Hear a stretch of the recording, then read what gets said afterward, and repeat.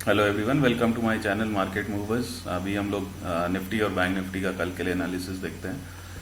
एक बार अगर सबसे पहले डेली चार्ट देखते हैं निफ्टी का। तो निफ्टी का जो हमने लास्ट टाइम वीडियो डाला था पोजिशनल, तो उसमें मैंने ये डिस्कस किया था कि निफ्टी 17,600 के नीचे अगर ट्रेड करना शुरू हो जाता है तो प्राइस एक्शन बेरिश हो जाएगा और ट्रेंड भी रिवर्स हो जाएगा डाउन ट्रेंड में, क्योंकि यहीं पर ही ब्रेकआउट दिया था ऊपर की तरफ और वहाँ से एक रैली देने के बाद यहाँ पर फिर ब्रेक डाउन आया था। उसके बाद मैंने सपोर्ट्स बताए थे, तो 17,400, 370, उसके बाद मैंने 17,155, 17,080 और 16,800, 850 के आसपास पोजिशनल सपोर्ट मैंने डिस्कस किए थे अपने चैनल पे। तो अभी देखेंगे कि निफ्टी ने ट्यूसडे वाले दिन 16,830 के आसपास से रिवर्सल दिया था और काफ़ी बड़ा मोमेंटम दिया था। तो अभी हम लोग कल के दिन थर्सडे वाले दिन क्या प्लान कर सकते हैं, और कल मंथली और एक्सपायरी भी होने वाली है, तो कल थोड़ा सा वोलेटिलिटी काफ़ी ज़्यादा होने वाली है। तो लेट्स सी। तो एक घंटे का अगर चार्ट हम देखते हैं, पहले एक घंटे का चार्ट देख लेते हैं, उसके बाद 15 मिनट्स का चार्ट देखते हैं। एक घंटे के चार्ट के हिसाब से अगर देखेंगे तो यहाँ पर एक ब्रेकआउट दिया था यहाँ पर निफ्टी ने।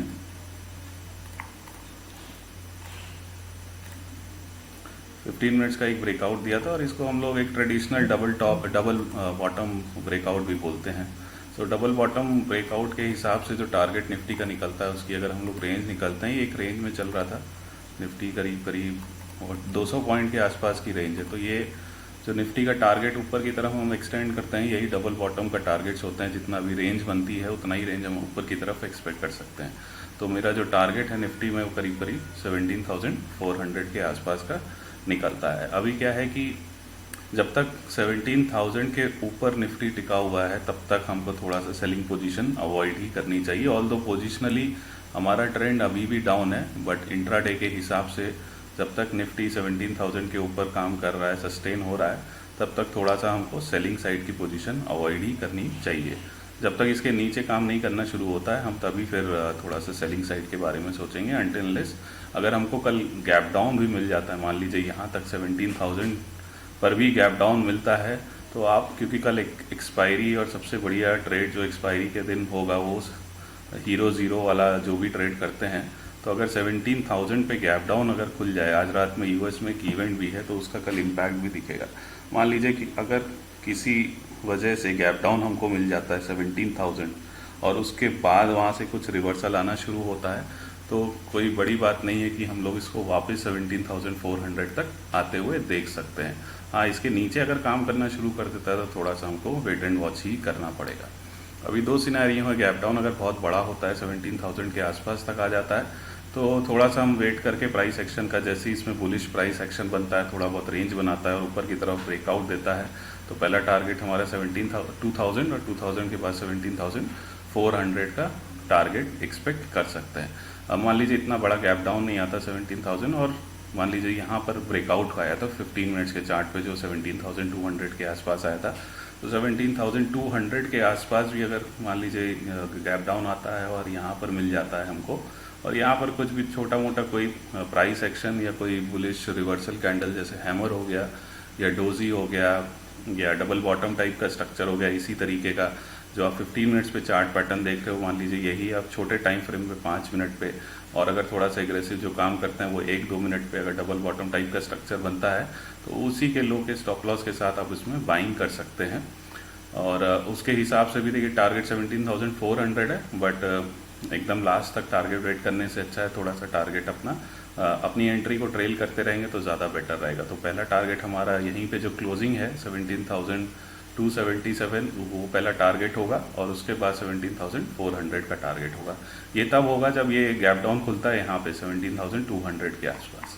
अब मान लीजिए फ्लैट खुलता है, और फ्लैट खुलता है तो फ्लैट में अगर हम देखेंगे तो निफ्टी ने इस रेंज में काफ़ी टाइम स्पेंड किया था, तो अगर इस रेंज के बीच में खुलता है, इस रेंज के बीच में कहीं खुलता है और इस रेंज में खुलने के बाद तुरंत ये इसका जो पी हाई है 17,300 के आसपास इसको क्रॉस कर देता है, तो फिर हमारा टारगेट 17,400 का निकल कर आएगा। 400 के बाद फिर हम एक्सपेक्ट कर सकते हैं कि 17,500 और उसके बाद फिर 17,600 के टारगेट्स एक्सपेक्ट कर सकते हैं।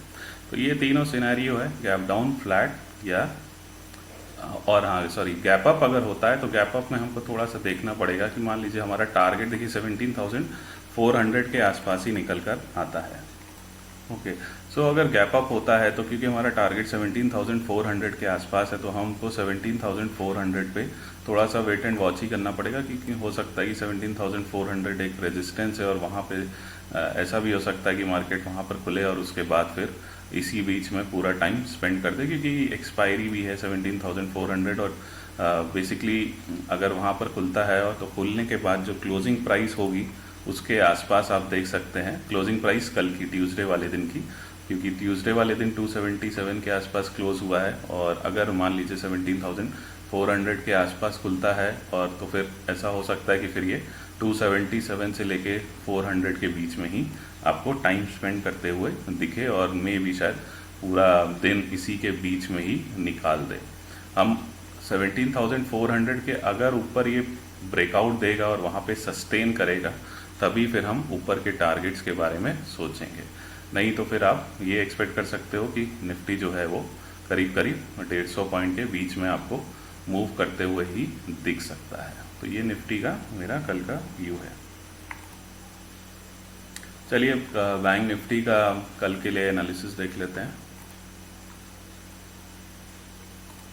देखिए बैंक निफ्टी की क्लोजिंग और बैंक निफ्टी का प्राइस एक्शन निफ्टी से ज़्यादा बुलिश है, क्योंकि अगर निफ्टी का आप चार्ट देखोगे डेली चार्ट तो निफ्टी ने 24 जैन के लो को भी तोड़ के फिर वहाँ से रिकवरी दी थी। बट बैंक निफ्टी का अगर आप चार्ट देखोगे तो बैंक निफ्टी ने मंडे वाले जो लो था 36,375 इसको नहीं तोड़ा था और वहीं से सस्टेन होके ये एक काफ़ी स्ट्रॉन्ग ग्रीन कैंडल भी बनाई थी और बेसिकली इस कैंडल को हम बुलिश इनगल्फिंग कैंडल भी बोलते हैं। सो बुलिश इनगल्फिंग कैंडल बोलते हैं। तो अभी इसको हम छोटे टाइम फ्रेम में देख लेते हैं। तो छोटे टाइम फ्रेम में 1 घंटे के चार्ट में भी अगर आप देखेंगे या 15 मिनट्स का चार्ट में खोल लेता हूँ, तो 15 मिनट्स का अगर आप चार्ट देखते हैं तो करीब करीब यहाँ पर एक बैंक निफ्टी ने ट्रेंड लाइन का ब्रेकआउट भी दिया था। अगर जो लोग मेरे टेलीग्राम चैनल से जुड़े हैं तो उन लोग ने मेरा चार्ट देखा भी होगा, मैंने पोस्ट किया था यहाँ पर कभी जब ब्रेकआउट आया था बैंक निफ्टी में, इसके आसपास जब ब्रेकआउट आया था तो इसके नीचे मैंने अपना स्टॉप लॉस बताया था कि इसके नीचे आप स्टॉप लॉस रखकर अपना जो टारगेट है वो यहाँ तक एक्सपेक्ट कर सकते हैं, 37,800 के आसपास तक एक्सपेक्ट कर सकते हैं बैंक निफ्टी आपको जाते हुए वहाँ पे दिख सकता है। तो बैंक निफ्टी ने उसी तरीके से मूव देते हुए finally at the end of the closing 37,788 के आसपास हमको जाते हुए मिला था। अभी हमारा कल का क्या प्लान होना चाहिए? सो निफ्टी की तरह बैंक निफ्टी भी बुलिश ही है फिलहाल इंट्राडे टाइम फ्रेम के हिसाब से। पोजिशनली अभी भी दोनों इंडेक्स डाउन ट्रेंड में है, बट इंट्राडे में हम थोड़ा सा बुलिश प्राइस एक्शन या बुलिश पोजीशन पे ही ज़्यादा सोचेंगे और बैंक निफ्टी थोड़ा सा बुलिश ज़्यादा है निफ्टी के कंपैरेटिवली, क्योंकि निफ्टी में सिर्फ एक रिलायंस ने एक अच्छा मूव दिया था लेकिन आईटी सेक्टर अभी भी डाउन है। सो इतना ज़्यादा सपोर्ट निफ्टी को नहीं मिल रहा है, बट बैंक निफ्टी में ज़्यादातर सारे बैंक्स पॉजिटिव ही थे, उस वजह से बैंक निफ्टी ने एक अच्छा बड़ा मूव भी हमको मिलते हुए मिला था। सो बैंक निफ्टी में हमारा क्या एनालिसिस होना चाहिए? देखिए बैंक निफ्टी ने जो ये ट्रेंड लाइन, बेसिकली जब कोई ट्रेंड लाइन का ब्रेकआउट आता है सो जो भी ट्रेंड लाइन के पॉइंट्स होते हैं, टचिंग पॉइंट बेसिकली ये हो गए, फिर यहाँ पर ये वाले जोन्स हो गए, ये वाला जोन हो गया, ये वाले जोन हो गए और जितने भी ये सब जोन्स होते हैं रेजिस्टेंस जोन, ये बेसिकली हमारे आने वाले टारगेट्स होते हैं। But it is not sure 100% कि ये आपको 38,800 तक ही जाते हुए दिखेंगे। वो आपको रेजिस्टेंस ब्रेकआउट होने के बाद ही फिर ये आपको ऊपर जाते हुए ये टारगेट्स अचीव होते हुए दिखते हैं। बट बेसिकली ट्रेंड लाइन के हिसाब से जो टारगेट्स निकल कर आते हैं वो जो मैंने लाइन ड्रॉ की है वो सब आपके टारगेट्स बैंक निफ्टी में निकल कर आते हैं। तो अभी हमारा क्या व्यू होना चाहिए? देखिए गैप डाउन अगर हो जाता है तो गैप डाउन में भी जब तक 36,400 का जो ये लेवल है या ये 36,400 के आसपास, इसके नीचे जब तक काम नहीं करता है तब तक हम थोड़ा सा सेलिंग पोजीशन नहीं बनाएंगे। यहाँ तक अगर गैप डाउन मिलता है और गैप डाउन मिलने के बाद यहाँ से कुछ बुलिश प्राइस एक्शन बनाता है, थोड़ा सा हम वेट करेंगे अगर बहुत बड़ा गैप डाउन होता है। देखिए इसमें भी अगर आप डेली 1 घंटे का चार्ट देखते हैं,